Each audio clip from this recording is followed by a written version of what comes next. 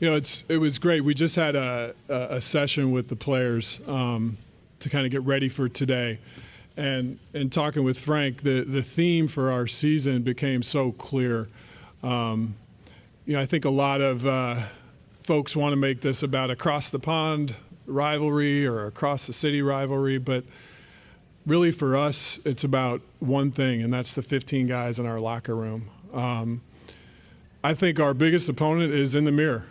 We got to look at ourselves as a team, and we got to figure out how we come together as 15 players to be the best team we can be. And we have that focus, and it was very clear starting this morning with Coach's address to the team that this is about us, and this is about what we can accomplish as a team this year. We're very excited. We're excited about today. We're excited to have you guys here. And, Coach, I'll see if there's anything you want to add before we get into Q&A. Welcome, everyone. And I have a feeling you all have plenty of questions for me and Rob, so we'll turn it over to you guys. Rob, Coach, Jim Hill, Channel 2. Normally going into a new season, there are great hopes and great expectations. But with the injury to Kyle Kuzma now, do you feel like you're going into the season behind the 8 ball? That's a great question. We hired Judy Cito as our director of sports performance, and she's done an unbelievable job transforming that space. But we have a lot of encouragement and hope around actually the progress Kyle's making and has made since we found out about his injury. So he's working really closely with the staff, and the progress he's made has been terrific. So there's a lot of optimism and not a whole lot of worry or concern or fear. I think Coach has made it clear in conversations we want to do what's best for the player and making sure that we heal him long term. But we have a lot of hope, and there's a lot of really good signs with the healing that's taken place. Hey, Frank, what stood out most to you when you spoke to the players and just what you've observed in your time here over the summer as you've gotten to know some of the individuals? Well, I think the belief is strong in what we can be as a team, what we can accomplish. I think everybody's looking at their teammates, and there's a healthy respect going in for the resumes of the guys we have on our roster this year, whether it's some of the young guys or some of the more experienced guys. There's also a real strong belief in the coaching staff that we put together, which is always good to have going into a season. And when the belief is strong at the outset, then it's about just focusing in on the work, and we're looking forward to getting after it.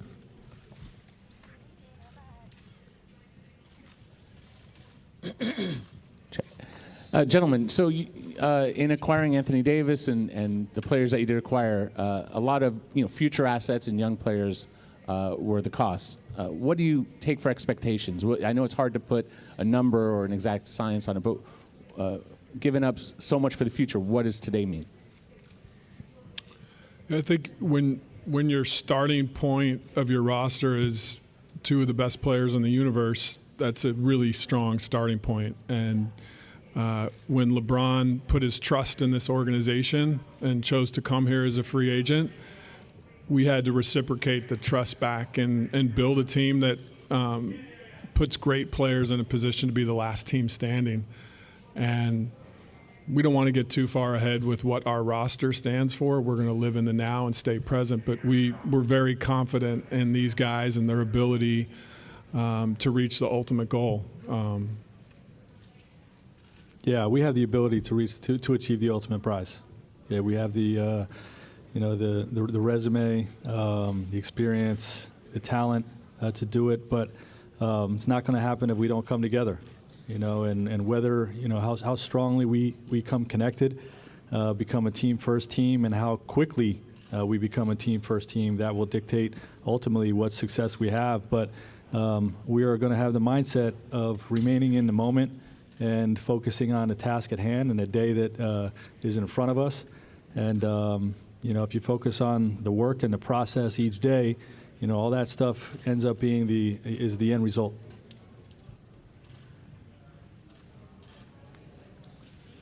Rob, when you look at this past season with all the changes, front office, coaching staff, and the players, how would you characterize what the level of synergy is in the organization entering the season? You know, it's really exciting, though. There's been a lot of connectivity and collaboration, I think really starting with the free agency process, working with Coach and his staff.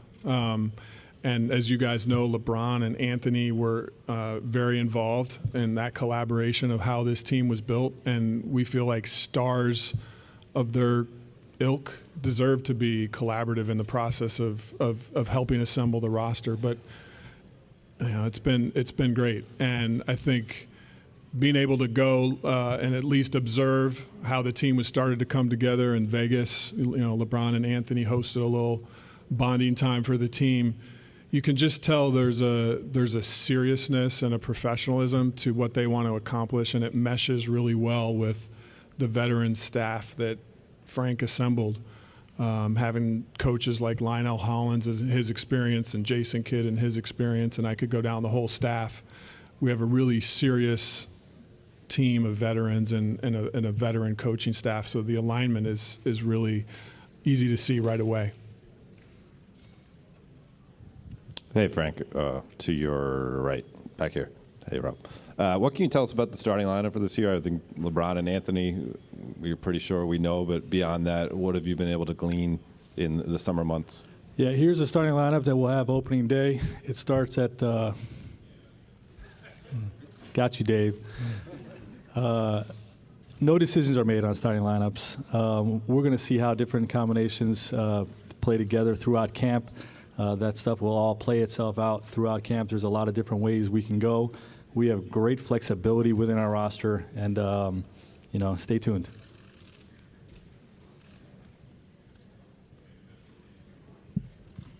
Hey, Rob, right here.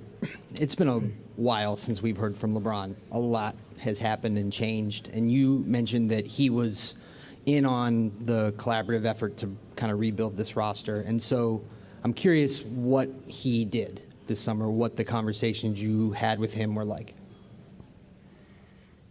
He was locked in. I mean, it was numerous phone calls, usually three-way phone calls with LeBron, myself, and Anthony, three-way text messages, but incredibly focused and open-minded. Never the approach is never, you need to go do this, but the approach is always, hey, what do you think about this? And I think that was represented in the process and leading to Dwight Howard.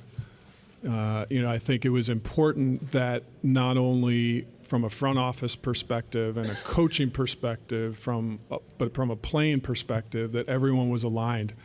And when he came to us and let us know he wanted to be a part of something bigger than himself, and that he had hit a point in life where he had hit rock bottom and realized that life wasn't about individual accomplishments or fame and money, but was about trying to be a part of something bigger.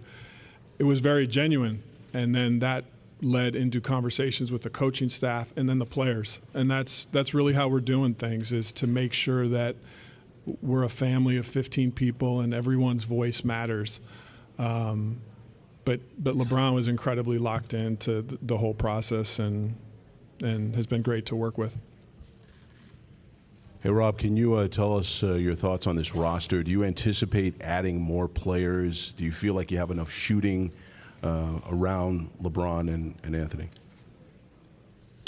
Yeah, I think our job is to always have an eye on improving the team, you know, and we're going to constantly look for opportunities to make this the best team we can. That's just part of our job. That said, with the 15 guys we have signed, we think we can get and be the last team standing. We have a belief in that and a confidence in that, but it's going to take a tremendous amount of work, and the process is going to be a part of it. In terms of the shooting, I think the best way to learn in life is from things that didn't go right or from the past. You know, I think failure is a much better professor in life than success sometimes. You know, success can lead to pride or arrogance, and failure says, what do we need to address? How do we need to get up and be better? And clearly shooting was an important thing to add. And we go right down our roster. If you look at, Danny Green and Quinn Cook and KCP and, Jared Dudley, Troy Daniels, Avery Bradley, it's full of multi-dimension players that are great shooters. So we're really confident in that construction when you have LeBron and Anthony Davis with the space that they can create as two of the best players in the game. We do feel like we have the shooting to space the court. Yeah. I think that's the most exciting thing about how this roster has been built once AD came aboard is, the experience level, obviously, the number of really good players that we've added. We feel good about everybody on the roster. But the shooting improvement, is, I hope it to be dramatic from where we were at this point last year. Frank, over. What value do you place in getting off to a good start, and how important will that be with the West being so tough? Yeah, I hear a lot of people talking about, you don't want to, get off to too good of a start, and you want to peak at the right time and whatnot. And the management of the season in terms of keeping guys mentally fresh and physically fresh going into the playoffs, is something that is going to be in the front of my mind throughout the season. But we're trying to win every game we play. We're trying to win opening night. We're trying to win the first 10. We're trying to win the first 20. And, that leads us to a strong start. Then so be it. We'll sustain it while making sure that mentally we're staying fresh and physically we're staying fresh, so we're at our best going into the playoffs.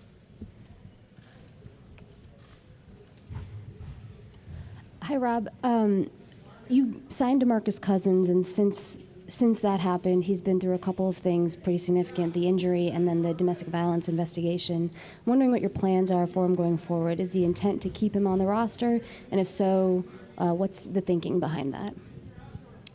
Yeah, I think the most important thing to say is the Lakers as an organization take allegations of domestic violence extremely seriously.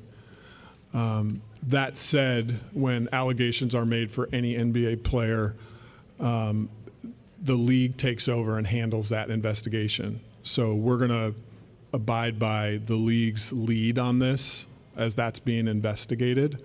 And because it's a legal matter, we can't really speak any further about that. Right now, he's a member of our roster and a part of the team. And we'll just have to wait for guidance from the league on next steps.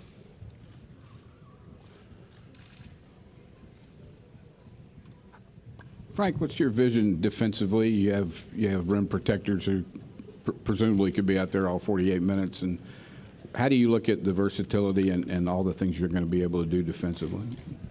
We have great possibilities on that end of the floor.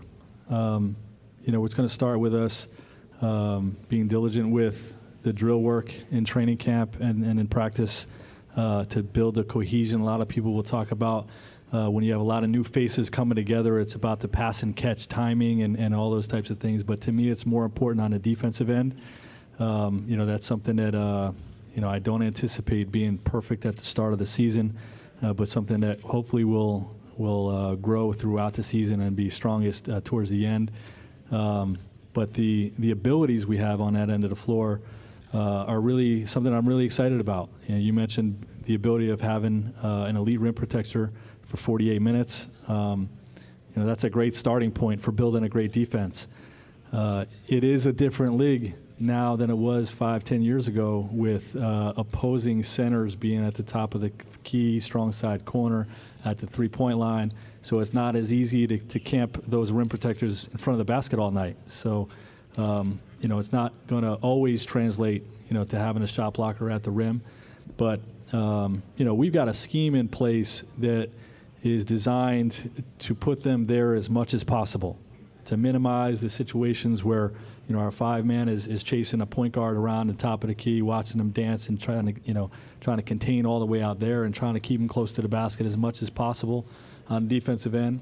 But I'm equally as excited and encouraged about the perimeter defenders that we have and the IQ that we have, on this roster. So, if this group is willing to put in the work and to commit to that end of the floor, we can accomplish special things. Hey, Rob, you mentioned the staff that Frank was able to put together. I think when Frank was hired, he mentioned that Jason Kidd was somebody that you guys brought to him as hoping he could find room for on staff. Can you explain how that deal came together, and then and why it was such a priority for the organization to get Jason in here? And then Frank, can you speak to how that relationship has developed so far? Bill, congrats on number 2, and I hope you had a good sabbatical. I think we talked about collaboration in one of the previous questions, and one of the hallmarks of, I think, Frank's DNA is just he has a very collaborative personality. And so I think going into the process of assembling his staff, myself and Kurt Rambis, with his coaching experience, when we talked to Coach, had several candidates that we thought were really interesting that could be a part of a larger staff. And the goal with the staff was to have a very experienced staff. And the vision was to have Frank surrounded by other coaches that had been in the head chair. Knowing that the level of roster we were building was full of guys with high basketball IQ. So the more basketball minds we could have as part of the staff, we felt better. And Frank loved that vision and had talked about when he was in previous jobs with the Pacers, and having guys like Brian Shaw and Nate McMillan and other people like that on his staff was really important. Jason in particular, we liked what he stood for in terms of his ability to understand and see the game. And when you have guys on your team like LeBron and Rondo and players of that ilk, having guys that can relate to their level of talent was really key and important for us, and a big ingredient that we're grateful for on the overall staff. And in terms of how it's begun with Jason and I would rate it a 10 out of 10. I think we're off to a great start with our chemistry with one another. His intent to come in here and play any role that is needed, should be commended. I love the fact that when I interviewed him, the discussion was along the lines of he felt like when he went from being a player to a head coach, he skipped steps, in terms of learning what the process is like, being an assistant coach and the work that goes in, and learning what the foundation is to coaching at this level. So he's excited about executing that type of responsibility, that type of role. And he's been invaluable in helping put together our plan for the way we want to play this year, the way we're going to use our roster. And, I envision him coming in, potentially being a perfect complement to my experience level and skill set. And so far, it's played out that way. Hi, over here, guys. I know neither of you guys were here last time when Dwight was with the Lakers. That season didn't really meet the expectations of the organization at the time, and Dwight has been on a number of teams since then. I'm wondering what conversations or maybe anything else that made you guys believe that Dwight is ready to be a valuable member of the team. Yeah, I think I touched on that a little bit, but it was the interaction with him, and it started with his openness to a concept of a non-guaranteed contract. The first messages that he brought to Coach and I were, listen, I've had chapters in my career as a superstar where people were afraid to hold me accountable, and I want to be held accountable, and so I'm willing to sacrifice millions of dollars with his former team to come on a non-guaranteed contract. So he put his money where his mouth was and showed this desire, like I said earlier, to be a part of a group of guys and to do something bigger than himself. Then he came in and he worked out, and it was almost like a draft workout. I mean, it took a lot of humility to come in as a guy that's been a first-team All-NBA player and felt like he needed to try out and earn a spot. And that showed some character changes. Then it was time up in the offices, just talking to him about his story and some of the things he'd been through as a person last year and hitting low points. And again, I think trial and going through hard things is when you're shaped as a person, and he seemed like he was changed. And then once Coach and his staff felt good and we felt good as a front office, we brought some of the key players in to have direct conversations with him about being a teammate, being a good teammate. And everyone felt it was real. And because of the injury to DeMarcus, the talent was so extraordinary, and he physically looked so great and was willing to play a role. And I'll let Coach speak to that we felt like it was all upside and no downside, especially with a non-guaranteed contract. Yeah, and I want to echo everything that Rob said about the workout. He looked really good. You could tell he was serious about it by the fact that he had dropped a lot of weight. Looked really good, moving up and down the floor. Was willing to play, against coaches and video guys in a 3-on-3 setting that looked like a draft workout. And and then the conversation we had upstairs, the humility piece was the biggest thing for me. And I had read somewhere that he wanted to play 4 or 5 more years, and I laid out how that was going to look. For him to do that, it's going to have to take a shift in his expectation of roles with teams, and that he still has the ability to be a star in his role, but to be a role player. And we laid out that that's what it would look like here. He appeared to have a genuineness about wanting to just be a part of it and have a chance, and his willingness to accept any role that we lay out for him. And that just, to me, showed me that he was serious, that he could help us, and we move forward with it. Rob, do you sense any extra motivation in LeBron after all that happened last year? I might be able to answer that question better in a few weeks, but I think that you can see in his demeanor a seriousness and a focus. You definitely can, Bill, just in his presence. And it was clear in his preparation. I think physically he looks like he really leaned up and locked in even more, if that's possible, given how hard he works. I think having done, I know he filmed his movie, and I think concentrating his time early in the morning, I think he was doing 4 o'clock, 5 o'clock workouts. The guys were saying, I don't know if I can keep up with him because he's working so hard. So he just really seems locked in and serious. That's the air that we've gotten so far being around him. Hey, Rob. Just wanted to see what the adjustment has been like for you, the first summer really heading up all of basketball decisions for the Lakers, just what the experience was like.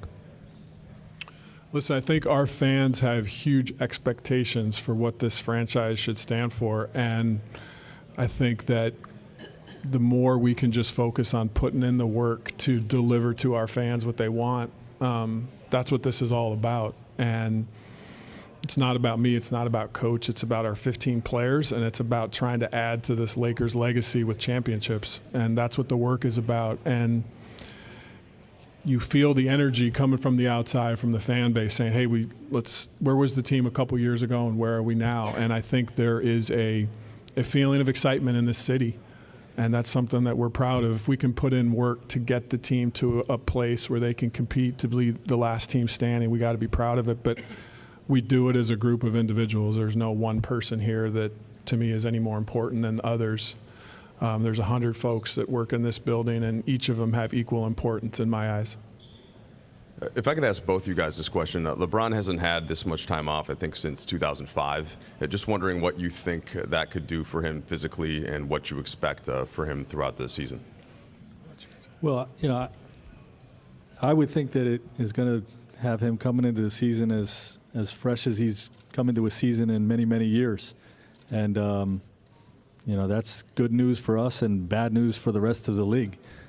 So we'll see how that all plays out. But, that's sort of the common sense read on, what I think it should look like for sure. Over here. Today is obviously a day of eternal optimism. You mentioned expectations a moment ago. What is success for you this season? Is it championship or bust, or do you think that being in the Western Conference Finals would be okay? How do you gauge success for this season? I think Coach made it very, very clear in the film room just now that success for us is a great 2-day practice tomorrow, that we optimize that practice and we take this thing one day at a time and that we lock into the process. We're not going to jump to June. we're going to jump to tomorrow and making sure that we start the season off with 2 great practices. Yeah, stay in the moment. Like I said, we've talked about we have the ability to achieve the ultimate prize. All right, but our focus will not be on that. Our focus will be on the moment.